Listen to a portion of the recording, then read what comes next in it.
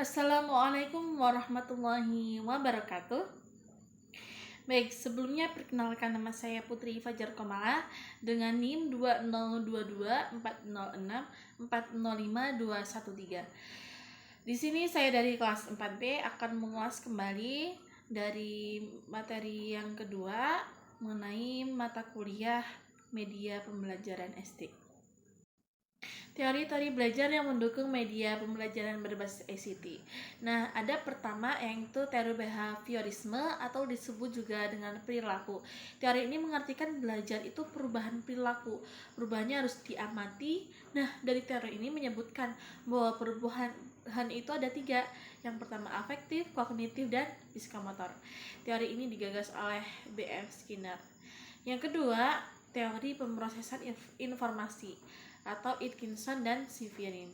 Dari teori ini, manusia diibaratkan sebagai komputer memori. Ada yang namanya penyimpanan sementara atau disebut juga dengan random access memory, lalu ada penyimpanan permanen. Jadi dari teori ini yang dimaksud belajar adalah harus bisa disimpan ke penyimpanan permanen agar bisa ulang. Dari teori ini, pembelajaran harus dilakukan dengan cara menarik agar mudah diingat. Supaya dilakukan dalam belajar harus dengan bahasa yang sesuai dan menarik, unik, ataupun menyenangkan. Yang ketiga, ada teori perilaku kognitif. Teori ini digagas oleh Robert Kenny, mengatakan belajar terjadi karena pada saat guru menyediakan kondisi, yaitu situasi atau keadaan atau persyarat ataupun suasana. Jadi pembelajaran harus ada suasana yang optimal. Nah, ada syarat-syarat dalam pembelajaran menurut Robert Kenny, yaitu 9 peristiwa agar optimal.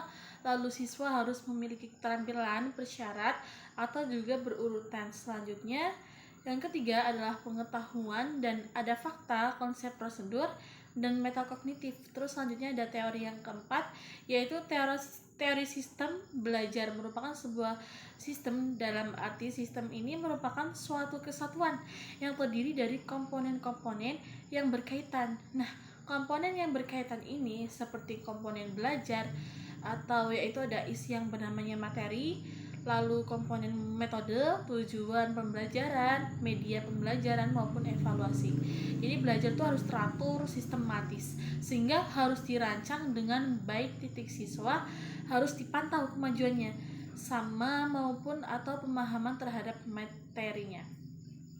Selanjutnya ada teori belajar konstruktivisme. Yang pertama ada teori sosial aktivisme, digagas oleh John Dewey. Dari teori ini, belajar muncul karena ada pengalaman sosial. Maka cara belajar terbaru adalah dengan memberi pengalaman nyata atau langsung. Semisal contohnya seperti marketing atau jual beli secara nyata. Nah, jadi teori belajar ini harus memenuhi kebutuhan siswanya. Yang kedua ada teori sosial kognitivisme. Dari teori ini, belajar guru harus bisa menguatkan percaya diri siswa agar siswa mau dan berani untuk mencoba. Belajar harus bisa memotivasi kepercayaan diri siswa. Dari teori ini, belajar ini mengaktifkan siswa, memotivasi siswa. Pemodelan guru berpesan menjadi modal atau contoh implikasinya adalah model-model pembelajaran. Selanjutnya ada teori sekafologi, di mana teori ini belajar terjadi karena ada perubahan individu dan budaya yang tidak dia pahami akan belajar yang paham. Nah, zona perkembangan di mana orang-orang yang ada di dalam kelas akan belajar. Nah, guru sebagai fasilitator atau scaffolding, disebut juga alat bantu. Yang keempat adalah teori perkembangan anak. Nah, jadi menurut teori ini dia itu ada teori sensori motor atau disebut juga dengan cara belajar bergerak dari mana anak pada usia 18 sampai 24 bulan. Selanjutnya dari teori ini sensori motor tahapan di mana belajar dengan cara menyentuh, merasakan maupun meraba. Yang kedua ada praoperasional, di mana anak usianya ada di 2 sampai 7 tahun. Jadi cara belajar harus ada benda nyata atau disebut juga dengan konkret. Biasanya ini ada terjadi di anak TK.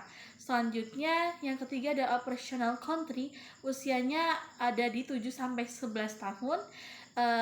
Jadi ini di SD biasanya, jadi harus terpadu dengan nyata dan abstrak. Boleh dengan gambar ataupun guru juga bisa mengajarkan dengan media pembelajaran seperti video maupun apapun itu. Jadi di dalam otak itu menyempurnakan yang sudah diketahui siswa dengan belum yang diketahui siswa. Dan selanjutnya yang keempat adalah teori discovery learning. Teori ini mengatakan bahwa belajar adalah pertumbuhan pada otak memori siswa. Jadi masih interaksi lingkungan, jadi belajar akan lebih baik jika siswa menemukan sendiri pengetahuannya. Demikian yang dapat saya sampaikan, kurang lebihnya saya minta maaf dan kepada Allah saya mohon ampun. Wassalamualaikum warahmatullahi wabarakatuh.